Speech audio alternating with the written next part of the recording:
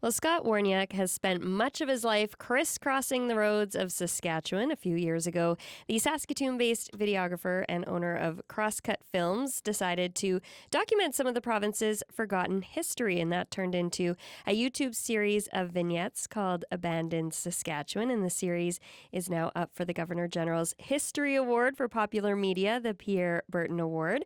So to tell us more, Scott joins us now in studio. Good morning. Good morning. Thank you so much for having me. Yeah, congrats on the nomination. Thank you. Wow, that was a real shock. Came completely out of the blue. So at first I thought it was one of my friends playing a joke on me when I got the email. But it's real. Yeah, it turned out to be legit. Okay, so I gave kind of the Coles notes there, but what is the Abandoned series all about? Well, basically it's more so there's so much in Saskatchewan's history. But things like the Northwest Resistance in 1885, those things have been done a lot. I was looking for more of some of the more obscure stories and trying to bring them to life. And it's amazing the response that I've gotten. And people were like, I didn't know that happened here. Mm-hmm. What inspired this idea, though? My dad, John Woroniuk, had a encyclopedic knowledge of Saskatchewan history. Many times when we'd be driving, crisscrossing the province, as you mentioned, he'd say, oh, this used to be here, this used to be here. And it instilled in me at an early age, amazing how much history that we have here in this province. Mm-hmm. And a curiosity probably, too, to get deeper into those stories. What are some of the places or structures you've examined? Well, I started out doing just, more artistic vignettes of some of the forgotten railway bridges or, overpasses, that sort of thing. And then I started delving into a little bit more of the history. Like people were surprised to find out that there was a top secret U-2 spy plane that came down in northern Saskatchewan in 1960. Roughly 45 days before the Gary Powers incident made the U-2 a household name. So it was very hush, hush, hush. And so with some help with some other people that I work with on a regular basis, we were able to bring that story to light. I was going to say, how do you find this deep history? A lot of it, I do have a couple collaborators that, are far more knowledgeable about these things than I am. And they say, well, have you considered doing this? Have you considered doing this? So now I have a whole shopping list of things that I'd like to still get accomplished here. Okay, so there's still lots more to come. Absolutely.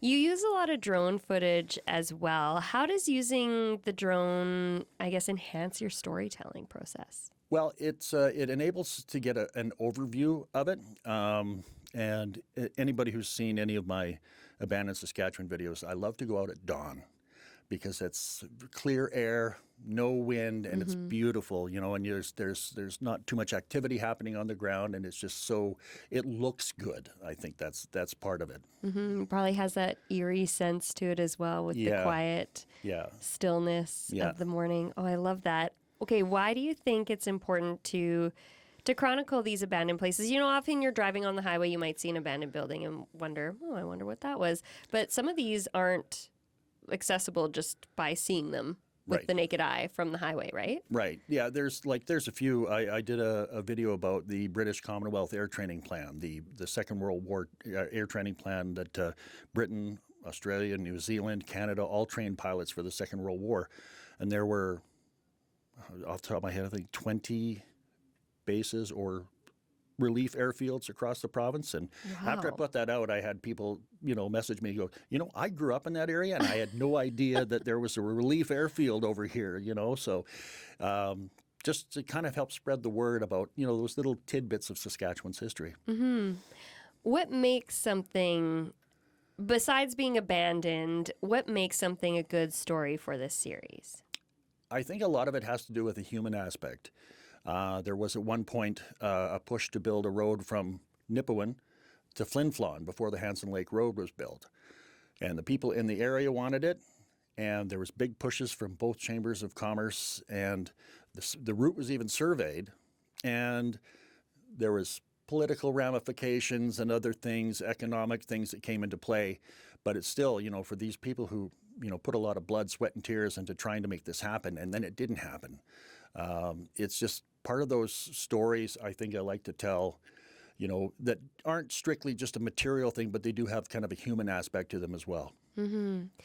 I know you said you have a long laundry list of places you still want to discover and tell the history of, but are you looking for other places in the province? Always looking for other places. You can never have too long of a to-do list as far as I'm concerned. I haven't really explored too much in the southern half of the province. Being more familiar with the northern half, of course, that's where I've kind of concentrated my efforts. But I'm always looking for ideas and untold stories, from the southern half of the province that I wanted to explore for the longest time. And what is that process like, once you've decided, this is the next one I'm going to do? Where do you go from there? A lot of research. And I try to reach out to historical societies or local museums because they have people who are extremely knowledgeable and also very helpful. They want to, have this story be told. Mm-hmm. But that's the main thing is getting these people on the ground who are more familiar with it than I am to help me fill in some of the gaps. And from there, I kind of assembled the story, that just needs to be told start to finish. And for those who have never seen your series before, why should they watch? Why should they check it out? If you're interested at all in Saskatchewan history, or maybe finding out about those little unknown stories that haven't been told, or if I may say so, if you want to see some great aerial videography, it's a great place to tune in. All you have to do is look for Crosscut Films on YouTube. And it should be geolocated to Saskatchewan. So it should be easy. And I have a playlist set up there called Abandoned Saskatchewan, and people can watch the whole playlist stream it to their TV or on their phone or wherever they want. Wonderful. Well, Scott, thank you so much, and congratulations again. Thank you very much. I appreciate you having me in. Of course. That's Saskatchewan videographer Scott Woroniuk. He's been nominated for the Pierre Berton Award, which is part of the Governor General's History Awards. It recognizes outstanding contributions to Canadian history through popular media.